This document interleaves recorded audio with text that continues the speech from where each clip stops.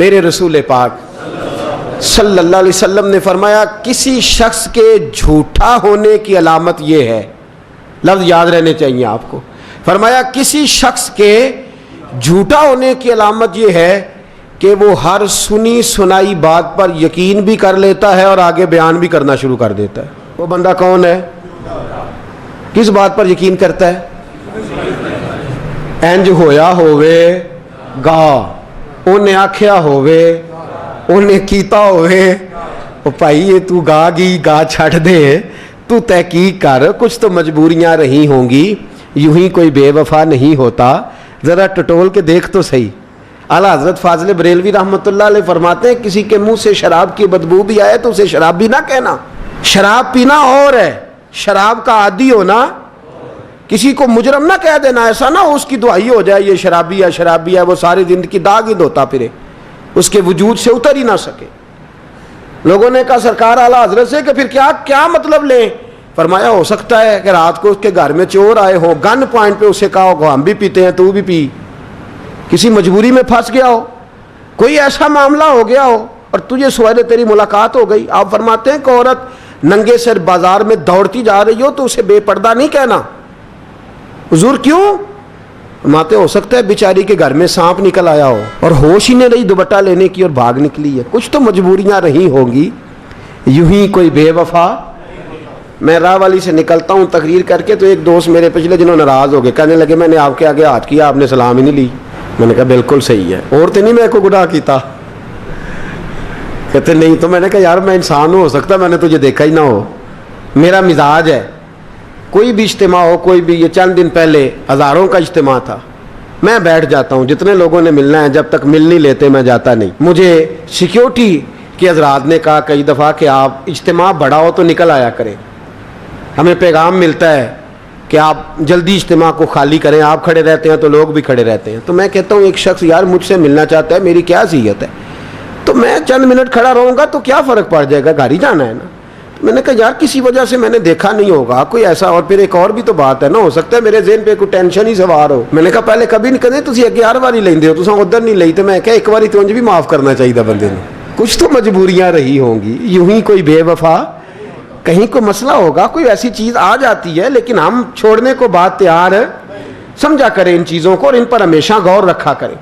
پہلی بات یہ کہ کسی بھی سنی سنائی بات پر کبھی یقین نہ کریں۔ پہلے تو ہمیں تحقیق کی ضرورت ہی نہیں، آپ کہیں یار جب میرے ساتھ ہوگی میں دیکھا جاؤں گا، دیکھی جائے گی۔ مجھے ایک صاحب نے آ کے کہا، اس نے کہا فلاں بندہ بڑا متکبر ہے، میں کہ یار میرے نہ تو جدوں ملتا ہے صحیح ملتا ہے، تو میں تیری بات کیسے مان جاؤں؟ نہیں آپ تجربہ کریں۔ میں نے کہا مجھے ضرورت کیا ہے تجربہ کرنے کی، مجھے حاجت ہی نہیں، اس لیے کہ جب میرے ساتھ ملاقات کرتا ہے تو اس کے اندر میں نے تکبر تیرے ساتھ کرتا ہے، تو جان تیرا خدا جانے، جب میرے ساتھ کرے گا تو میں تحقیق بھی کر لوں گا۔ چھوڑے کیا ضرورت ہے اس بات کو، جی فلانا بندہ اس میں بڑی آکڑ آ گیا، جی 4 پیسے آئے ہیں۔ میں کہتا ہوں یار نہیں، میں تو جب بھی گیا ہوں کرسی چھوڑ کے ملا ہے، تو میں کیسے تیری بات مان جاؤں؟ اس کے اندر یہ بات ہے، میں کیسے یہ تیرا تصور مان، فلانا بندہ جی وہ چھوڑیں آپ، جب آپ کے ساتھ معاملہ ہوگا تو تحقیق بھی ہو جائے گی۔ ہم منٹ لگاتے، قرآن مجید نے جو ہمیں تلقین کی اس کو سمجھے۔ قرآن مجید کی سورہ حجرات آیت نمبر 6، سورت کون سی ہے جی؟ آیت نمبر پارہ 27 26واں۔ اللہ فرماتے ہیں یا ایھا الذین آمنوا، اے ایمان والو، ان جاءکم فاسق بنبأ، اگر تمہارے پاس کوئی فاسق کوئی خبر لے کے آئے، فاسق اس کو کہتے ہیں جو اللہ کی نافرمانی کرنے والا ہوتا ہے، تمہارے پاس اگر کوئی فاسق کوئی خبر لے کر آئے تو فرمایا فتبینوا، پہلے اس کی تحقیق کر لو۔ اللہ اکبر، افواہوں پر عمل نہ کرو، پہلے اس کی تحقیق کر لو۔ میں اکثر کہتا ہوں کوئی آدمی چھوٹا اس وقت نظر آتا ہے جب اسے دور سے دیکھا جائے یا غرور سے دیکھا جائے، قریب جا کے دیکھ اور عاجزی سے دیکھ، تجھے بڑے بڑے لوگ نظر آئیں گے۔ تو جب بھی دیکھتا ہے یا غرور سے دیکھتا ہے یا جی، اور انہوں نے اتنے انج ہوں، میں کہ بھائی کدی گیا بھی ہے، یہ بیٹھے بیٹھے تو نے بات کر دی ہے، پہلے چل تو صحیح، دیکھ تو صحیح۔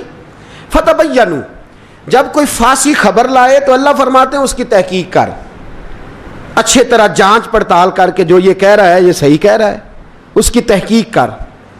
پھر فرمایا ان تصیبوا، ایسا نہ ہو جائے کہ قومم بجہالتن، کسی قوم کو تو اپنی نادانی کی وجہ سے تکلیف دے بیٹھے، تو اپنی جہالت کی وجہ سے اس شخص کی بات سن کے تیری وجہ سے کسی قوم کو تکلیف نہ ہو جائے، فتصبحوا علی ما فعلتم نادمین، پھر تو رہ جائے گا صرف ندامت کرتا ہوا، پھر سروائے پچھتاوے کے تیرے ہاتھ، تو کیا کر، فتبینوا، جب تیرے پاس کوئی افواہ پہنچے تو اس کی تحقیق کر، اس کی ریسرچ کر کہ یہ بات ایسی ہوئی ہے کہ قبلہ حاجی صادق صاحب رحمۃ اللہ علیہ کے خلاف کسی نے بات کی تو اچھا اللہ خیر فرمائے، اے جڑے آ کے رپورٹ دیندے نے پہلا پوری گل سن دینے دھیان نال، پہلا پوری۔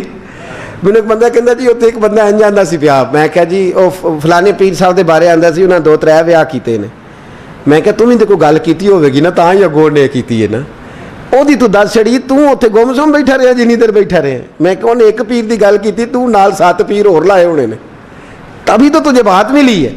تو میں نے کہا جرم ہے اللہ کے بندے، جب قرآن کہتا ہے 4 کر لو تو تمہیں کیا اعتراض ہے؟ وہ والی بات کر جو قابل اعتراض ہو۔